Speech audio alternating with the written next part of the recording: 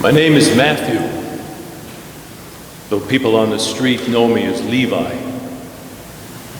Whichever name they may choose, everyone knows what I do. I'm a tax collector. I know, I've heard it all before. Has there ever been a more despised profession?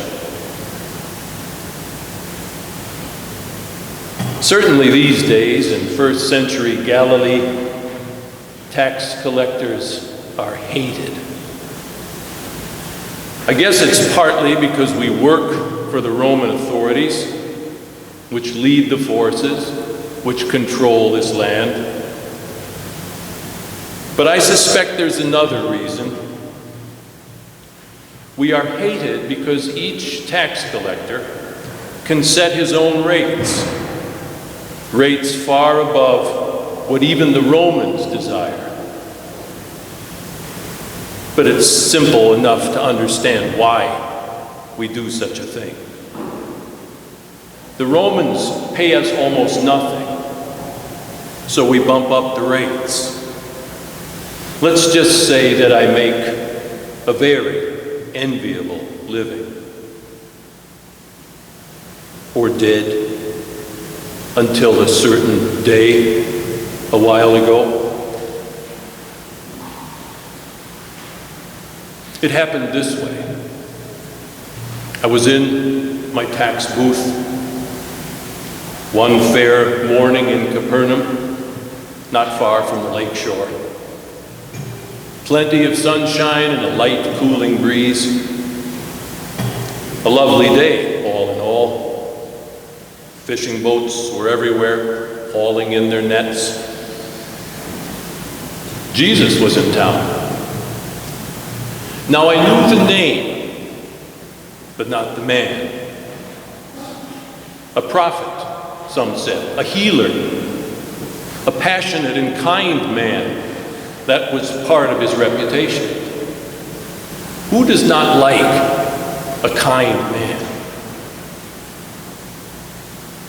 But as I was saying, I was sitting at my tax booth that morning when I heard a commotion down the street.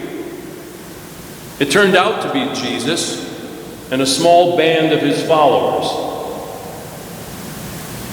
I could hear the shouts of beggars and cripples and such. "Jesus, Jesus," they cried. It was amusing for a moment or two. All this howling and crying. But then I returned to sorting through the money and making my accounts. The noise died away.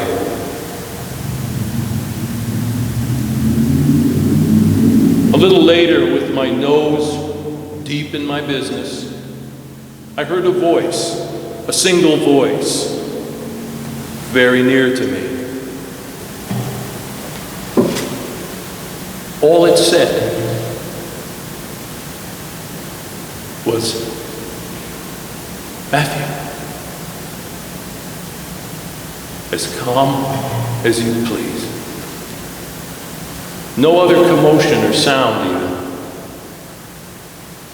And when I looked up, standing there, was the man Jesus.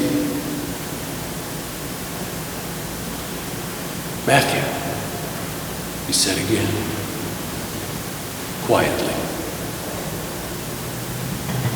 "Yes," I replied, more harshly than needed. But he had interrupted my work, after all.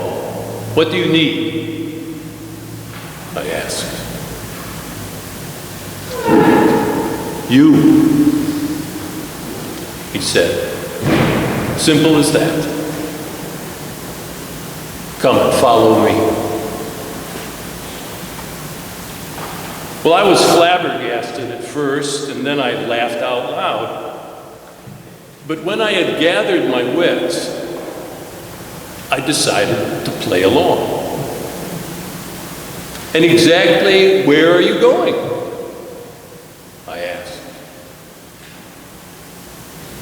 Jesus smiled. Come and see.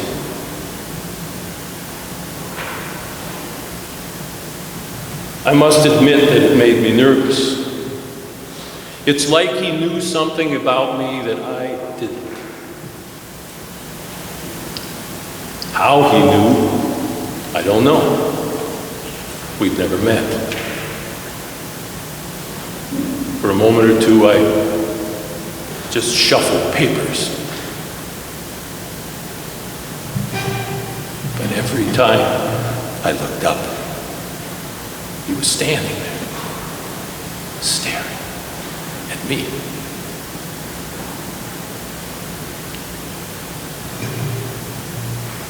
Finally, I said, "Look, I don't really know you, nor what you want from me. Why in the world would I drop everything and follow you? Besides, I have obligations. My job, for one thing. I work for the emperor. I make a good living. So just move along and leave me alone."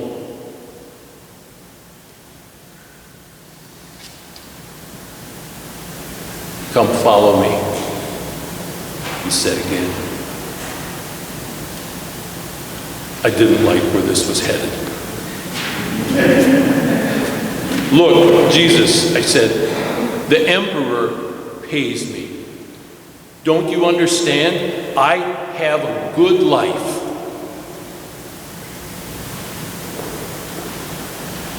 And responsibilities." And Jesus said, "But God created you. It is to God that you belong. And God has work for you to do." And then he held out his hand. "Come follow me."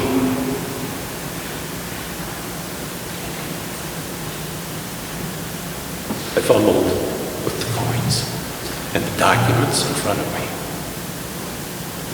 I took a deep breath.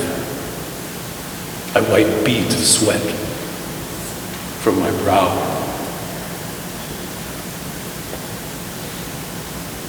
And Jesus, just as calm as could be, stood there smiling.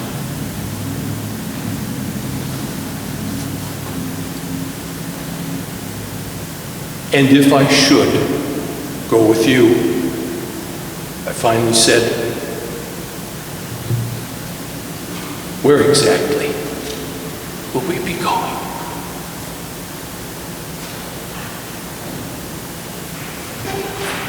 At first he didn't answer, but his gaze never left me. Then almost in a whisper he said, "To the beginning of a new world. The sun will first set, and then it will rise. And after that, it will set no more."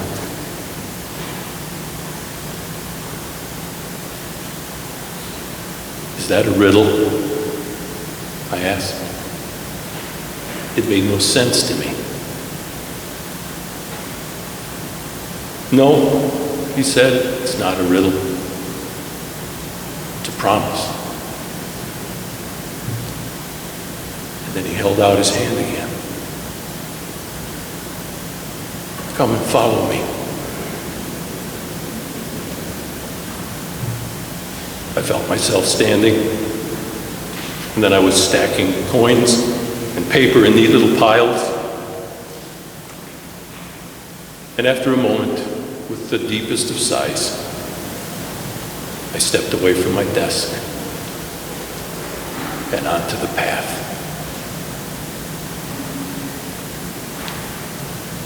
Well, that was over a year ago now,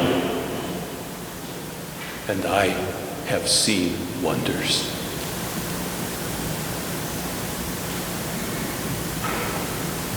Is it lawful to pay taxes to the emperor or not? The Pharisees and Herodians asked Jesus this very day. They are after him to trick him. He asks to see a coin, and they show it to him. Whose head is this? Whose title? He said. The emperor's, they answer. And then Jesus says the most marvelous thing. Give to the emperor the things that are the emperor's, and to God the things that are God's. Well, it was clear Jesus had cornered them. Because you see, everything is God's. The creator of heaven and earth. We are made in the image of God. Each one of us. Even tax collectors.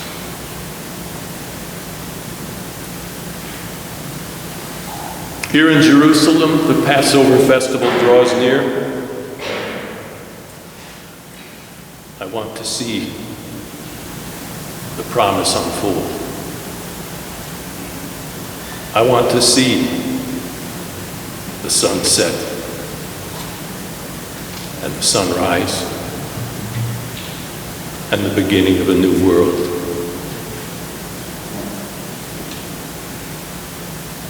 Come and follow me.